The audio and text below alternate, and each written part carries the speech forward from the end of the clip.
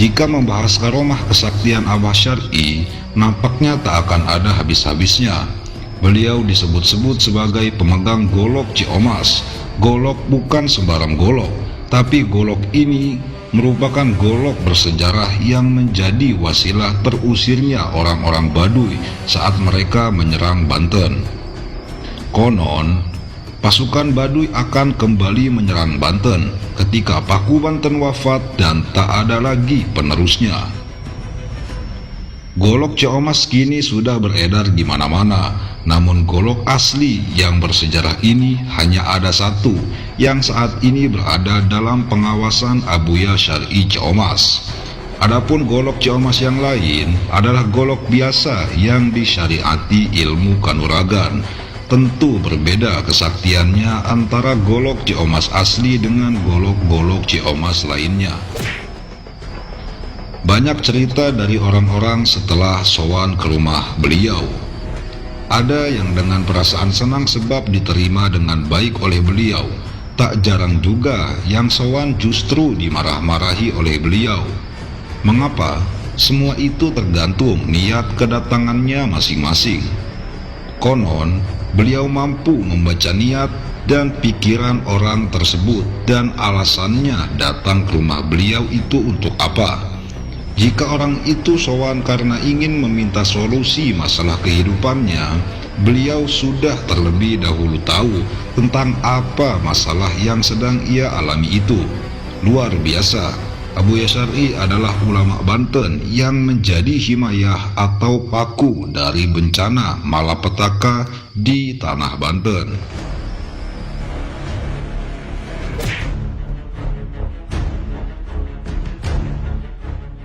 Dua, Abuya Muhtadi Cidahu Pandeglang, Banten. Beliau merupakan salah satu ulama yang diakui sebagai pakunya tanah Banten. Seorang ulama yang terdaftar dalam jajaran Mustasyar PBNU ini adalah seorang putra dari Abuya Dimyati Cidahu Pandeglang. Ayahnya merupakan seorang waliullah yang sangat masyhur, tak hanya di Nusantara, namun juga dunia internasional. Dulu Abuya Dimyati pernah dipenjarakan oleh salah satu partai politik. Namun anehnya, ketika Abuya Dimyati di dalam penjara, semua penjaga lapas yang ada di situ selalu merasakan hal yang aneh, seperti muntah-muntah, sakit perut, dan buang air besar terus-terusan. Akhirnya dalam jangka waktu singkat Abuya Dimyati dibebaskan dari penjara. Baik, kita kembali kepada sosok karismatik Abuya Muhtadi.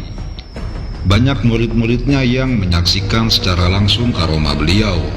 Salah satunya yang terkait soal banjir besar di sekitar daerah Serang belakangan ini, yang menghanyutkan banyak korban, bangunan, pepohonan besar, dan barang-barang berharga lainnya. Cerita ini saya dengar langsung dari salah satu murid beliau.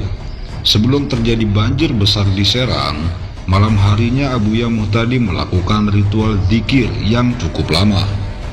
Setelah usai berzikir, beliau keluar lalu berkata pada orang-orang yang berada di situ, "Banten geus teu katahanan deui ku aing." Artinya Banten sudah tidak dapat tertahan lagi oleh saya. Orang-orang yang berada di situ bingung, apa maksud Abah Muhtadi berkata demikian? Apa yang akan terjadi di tanah Banten ini? Biasanya kalau Abah berkata begitu, tak lama lagi akan ada hal besar yang akan terjadi di tanah Banten. Benar saja, keesokan harinya, sekitar waktu subuh Banten berduka. Khususnya yang berada di daerah Serang dan sekitarnya, terjadi banjir besar yang luar biasa, menghanyutkan cukup banyak manusia, bangunan-bangunan, pepohonan besar, dan barang-barang berharga lainnya. Sungguh luar biasa. Abuya Muhtadi adalah sosok ulama yang diakui sebagai himayah, penjaga sekaligus paku di tanah Banten.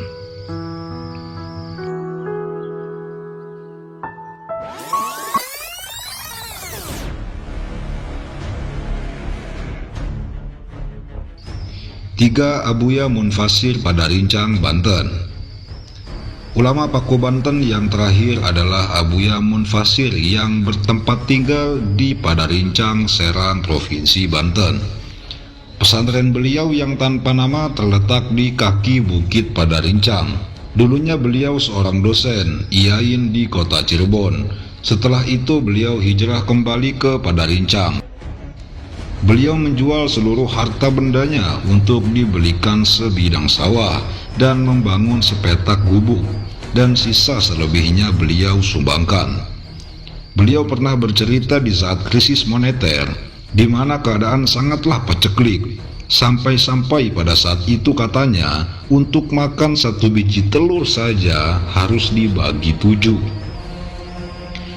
Abuya Munfasir hanya menerima santri laki-laki yang jumlahnya maksimal 40 orang saja. Akan tetapi belum pernah santrinya mencapai angka 40 orang. Abuya menerapkan beberapa syarat untuk dapat mondok dan menuntut ilmu di tempatnya. Salah satunya dengan tidak diperbolehkannya membawa apapun. Hanya baju yang melekat di badan saja yang diperbolehkan untuk dibawa ke pondok beliau. Selain itu, Abuya juga memberikan syarat untuk siapa saja yang ingin menuntut ilmu dengan beliau, diharuskan untuk dites agar sanggup berpuasa selama 40 hari, sambil berbuka dan sahurnya hanya dengan 3 teguk air saja, tidak lebih. Setelah melewati taraf pengetesan ini, Abuya mengharuskan santri untuk berpuasa dengan umbi-umbian yang tidak diperbolehkan untuk dimasak atau terkena api. Pada taraf ini santri harus mengiringi puasanya dengan membaca Al-Quran 10 juz perharinya.